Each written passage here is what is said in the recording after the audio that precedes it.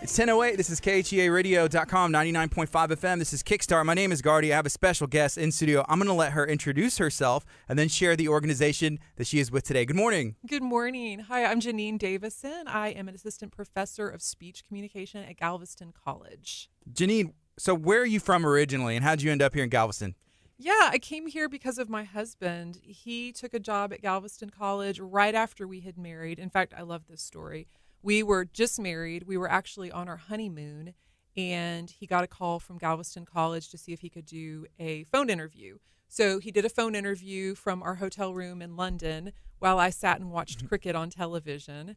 As soon as we got back from our honeymoon, they asked him if he would come in for a face-to-face interview. He did. He got the job like the next Monday, and so within just a few weeks of getting married, we were off to Galveston. That's cool. So Yeah. what position did he accept at that time? He's a professor at Galveston College as well. He teaches accounting and economics, so he's the money guy, and he's the money guy in the family too. Kind of leave it to the experts, right? Yeah, right. He keeps us on track. Okay, so is he still a professor there? Yeah, he is actually. He is, and I saw him doing that job, and it looked like such a cool job. I was in communications at the time.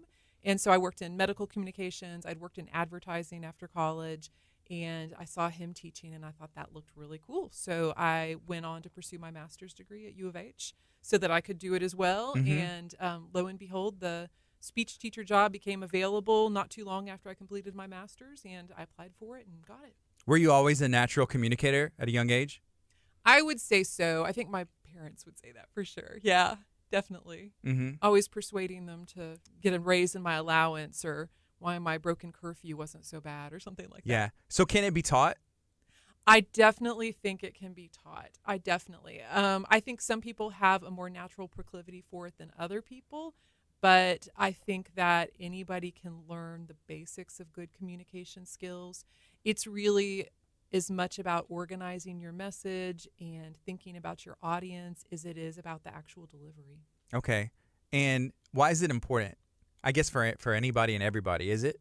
Yeah. I mean, think about like our everyday lives. Certainly what you do, you communicate all day long with people, but most of our jobs, whether you're in sales or teaching or even the reclusive jobs like my husband's accounting job, they still end up having to do quite a bit of communication as well. So with their coworkers, and then in a church setting, if you want to move into any kind of leadership position in a church, whether it's leading a small group or standing up on stage and making announcements or reading scriptures, there's a certain level of communications involved in that too. Definitely. So how do you get started? Like, what's step one? If somebody considers themselves maybe not good at communicating, what should they do, or where should they go and look to? Yeah. You can certainly take a class like we teach at Galveston College. So I teach public speaking. I always think of public speaking as my bread and butter. Mm-hmm. I teach a lot of sections of that. If you're not inclined to go enroll in a class at a college, though, look at TED Talks. TED Talks are fabulous examples of good public speaking in action. Their messages are well organized. They're really well thought out. Their visuals are really simple. But for everyday communications, just practicing, getting out of your comfort zone a little bit and talking to people you wouldn't normally talk to, and you can really strengthen your skills that way a lot. Yes, I agree. Getting comfortable being uncomfortable and just going for it. That's one thing that I've learned. Mm-hmm. You just have to do it, jump into it, maybe not care what people think, and then just start. You have to start somewhere. Yeah. But sometimes people don't know where to start. Yeah. So it helps, you being a professor at Galveston College saying, you can come take a class with me. That's a perfect place to start, right? It is a good place to start for sure. Yes. So we were talking a little bit before we went on the FM, and you were mentioning self-care practice. Yeah. It's actually a nice segue there because you were just talking about vulnerability essentially. Mm-hmm. And so that's what my research looks at. Brene Brown in Houston, she's at the University of Houston in the School of Social Work. And she has a great Netflix special, by the way, about vulnerability. But she talks about it's this idea of putting yourself in uncomfortable positions, that is a stance from which we can get a lot of strength through that exposure, through that nakedness that happens when we are vulnerable. And so I look at the connectivity between self-care and vulnerability. How does self-care enable us to hold those positions of vulnerability so that we can go out and do the things that are important in life and do the things we need to do. You know, you were talking about I was talking about, and you were too, but just being uncomfortable. So one of the things that happens is being nervous. You know, you get out in front of someone and it's like, just get nervous and it's weird feelings, and that's what's uncomfortable about it. What do you do to deal with that? Yeah, I always tell my students, fake it till you become it, which is not original to me by any means. But I think there is a lot to say for faking it till you make it. I always tell my students that they may be scared to death up there doing that presentation or talking to that group of people, but you don't necessarily have to look scared. I like to use the analogy of like a football player playing on the line. You know, when you're lined up in the huddle and getting ready to go in and tackle that guy across from you, you may be nervous, but you're not going to look it. Your job is to put on your game face and get out there and do it. And I think the same thing is true about communication. You just have to put your butterflies aside and know that that's normal, that you're probably, if you're scared about doing it, that's probably not going to go away, but you can still perform through it and do just fine. Yeah, well, you use the analogy or the example of a football player, but then I think they start to believe it. You know, it doesn't matter who's over there. Maybe at first you're worried, but then it's like, it doesn't matter who's on the other side. I'm confident in what I bring to the table. Yeah, definitely. Again, TED Talks. I love TED Talks, but there's a Kelly McGonigal, I think is her name, a researcher who talks about the idea and the science behind faking it until you become it. And she talks about, am I getting two TED Talks mixed up? I may be, but she talks about increasing, she talks about power posing and the idea that if you bodily, physically portray confidence, even if you don't feel it, just for 2 minutes, that it increases your testosterone, which is the hormone associated with strength, with assertiveness, and it decreases your cortisol, which is the hormone associated with nervousness and stress. And so just by physically changing your body, you can become more confident in how you present yourself. But it's interesting. It's fun to practice that with my students, to make them stand in the Wonder Woman pose for 2 minutes and try to get some confidence from that. That's cool. Yesterday, I had the opportunity to talk to a lady named Rose. She was a vendor at the 13th Annual Women's Conference right there at Moody Gardens, and she was a specialist in she said hypnosis. And I talked to her for about 15 minutes. She's very nice, awesome. And at the end, she said, you know, I think you'd be a good hypnotist. I said, why? She said, well, yeah, you know, to do that, you have to kind of gain like the mimicking, and you can kind of tell whenever somebody is on that same page as you whenever you're communicating, because they start to mirror each other a little bit, and you can just kind of pick up on different things. So I wonder in those power poses, I don't know. It seemed like it was a little bit related. Yeah, it makes sense to me. Yeah. I think a lot of the research on nonverbal talks about how we do tend to mimic each other. Think about like if somebody smiles at you, your first reaction is typically to smile back. And if somebody is angry with you, your typical reaction is to like tense up and get in that defensive posture. Think about customer service and communication. Man, people who have that job really have to learn how to put on that game face and give the right response and not mimic the angry person who may be on the other line. Yeah, because that's usually the first response, like, hang on, you know, hold up. But deep breath. You got to de-escalate the situation and try and get that message across. Yeah. Right now, it is 10:17. This is KHEARadio.com, 99.5 FM. It's Kickstart. My name is Gardy. I'm hanging out talking to Janene Davison with Galveston College. Janene, you said you have been full-time since 2007, but you started teaching some night classes, I guess, the year before. Yeah. And has it always been in this same department and the same role? Is there some other things that you're able to help with as well? You know, I led the college. I have predominantly taught speech communication at the college most of the time I've been there. I have recently transitioned into teaching English as well. We were talking a little bit earlier that I'm working on my PhD, which is in an English department. And so I've started teaching some composition classes as well. But I just wrapped up in the last couple of years my role as the director of a reading program at Galveston College. We were looking at things that we could do to help students learn better. And while the students who enroll in our classes can certainly read, the kind of reading that you need to do to be successful in college is a different type of reading.